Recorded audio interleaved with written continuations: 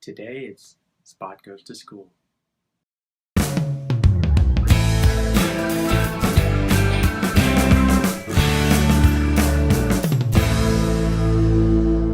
everybody, thanks for tuning in to another episode of the Motley Stew Show. Let's see what interesting things have happened this week. So in the appetizer portion this week, I actually want to talk about something that necessarily isn't an appetizer. It's not something that's coming right now. But when I first saw this story, I thought this is coming for all of us someday, and not in a good way. So what you see here is actually a picture of what some people refer to as the door to hell. It's also known as the Derweeze Crater. It was lit by Soviet scientists back in 1971, which is 4 years before I was born, Mom, so stop telling me that's where I came from. And it's a natural gas pocket, and I'm not exactly sure why they decided to light it, but they did, and it's been burning ever since. Now, I don't know about you, but when I saw this, it does fit the name Door to Hell. I mean, this really does look like, well, that's the place to go if you're going to throw in, I don't know, sacrifices and goats and, you know, give your soul to the devil so you can play the guitar. It's actually located in the Turkmenistan desert, and thousands upon thousands of tourists go there every year just to see it. So, I don't know if you ever wanted to go to hell, and if somebody tells you now, go to hell, you know exactly where to go. You can probably use Google Maps to get there. In the salad portion this week, I want to talk about Elizabeth Holmes. She's the third youngest billionaire on the Forbes list, and she has actually done something really cool with her money, which is designed a new blood test. She kicked off a startup called Theranos, and this product is actually a very small vial that you can do all the normal blood tests that you normally would take with vials and vials of blood when you get, your yearly physical done and all that stuff. 1 drop of blood, just 1 drop. 1 drop will do it. And you can run test after test after test, and you can actually get your results back in around 4 hours.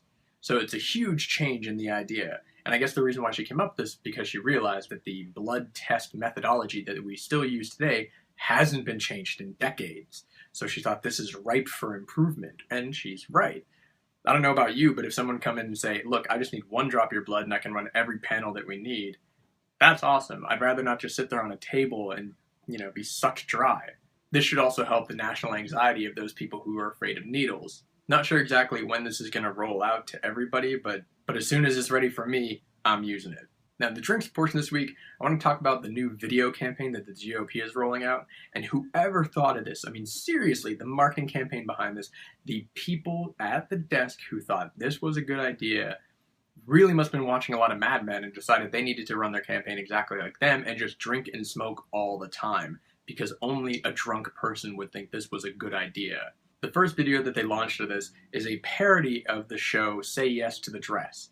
What it shows is this one teenage girl and her friends going to a bridal store, and they're looking at dresses, and her mom is along for the ride.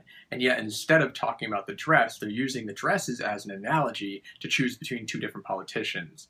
The first video is actually a choice between Charlie Crist, who's the Democrat running for governor in Florida, to unseat the current Republican governor, Rick Scott. I don't know about you, but if you watch this video, there's nothing more terrible than this. It's so completely fake. Is so completely pandering to young women and young voters, and just thinking, well, look, if we make this sound like what they talk like, then they'll come and vote for us. But when they do this, what it sounds like they think that they talk like, it's terrible. No kids actually talk like this. And it not only is just blatant pandering, but it's just patronizing, and it's patronizing to young women. So I know the GOP has seemingly a really hard time right now reaching out to young voters and women voters and minorities, but please, if this is the direction they're going to go for everything, this is going to be A, hilarious, and B, really depressing for the GOP. Now in the main course this week, I don't know if you've all been keeping up with this, but there is a huge protest going down in Hong Kong.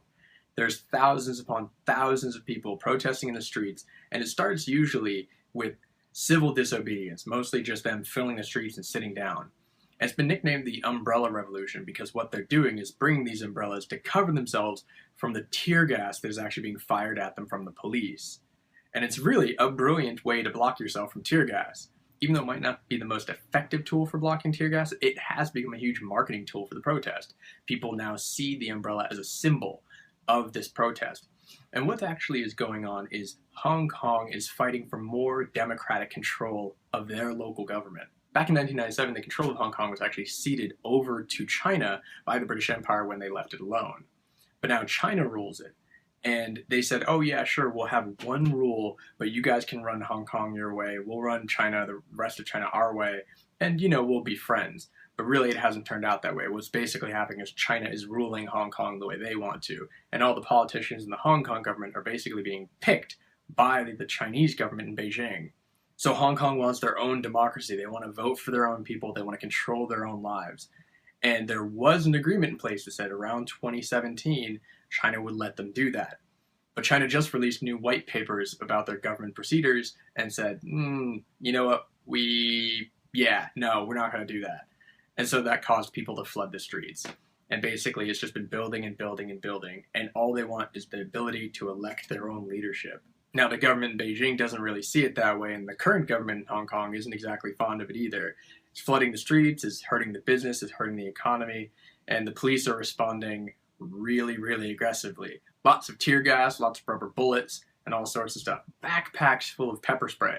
So this is not exactly going down peacefully, but it seems to be getting bigger and bigger and bigger by the day. So that's the biggest thing going on in the world right now, and actually we can hope that if this does go through, if they get the reforms they want, this actually could help spread democracy around that area, which still is under communist rule. In the dessert this week, I don't know what much else to say about this other than this kind of seesaw action was not allowed in my playground. And it's probably a good thing, because if it was, I'd probably be dead. So check out this video from these guys. It's super amazing what they could do on one seesaw. Now, in the charity section this week, I want to actually talk about a new nonprofit organization that was founded by Perry Chen, who's actually the co-founder of Kickstarter. This is a pet project of his that he just created, and it's called $1 a Day.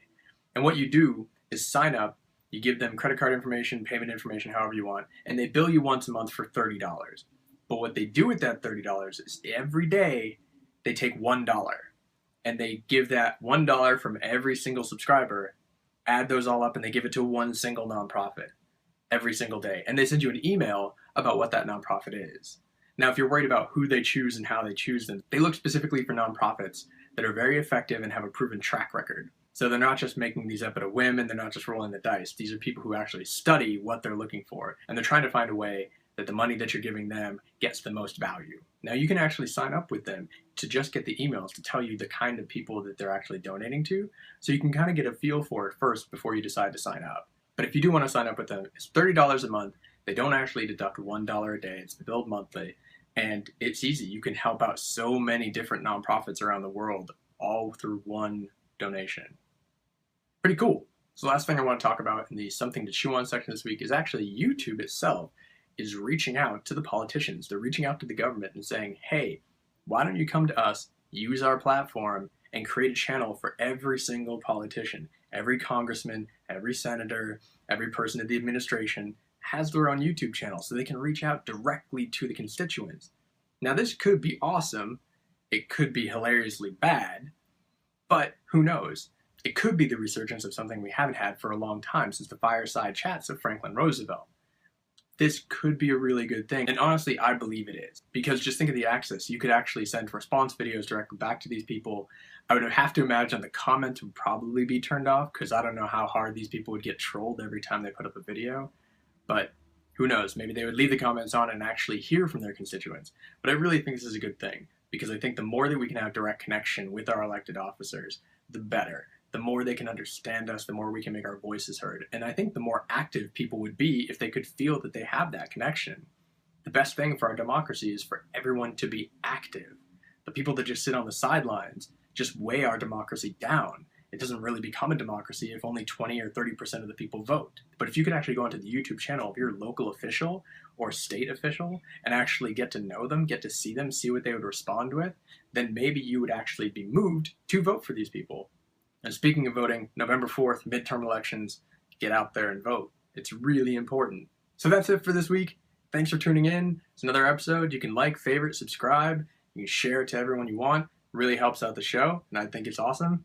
And now, for another week, here's your little bit of Logan.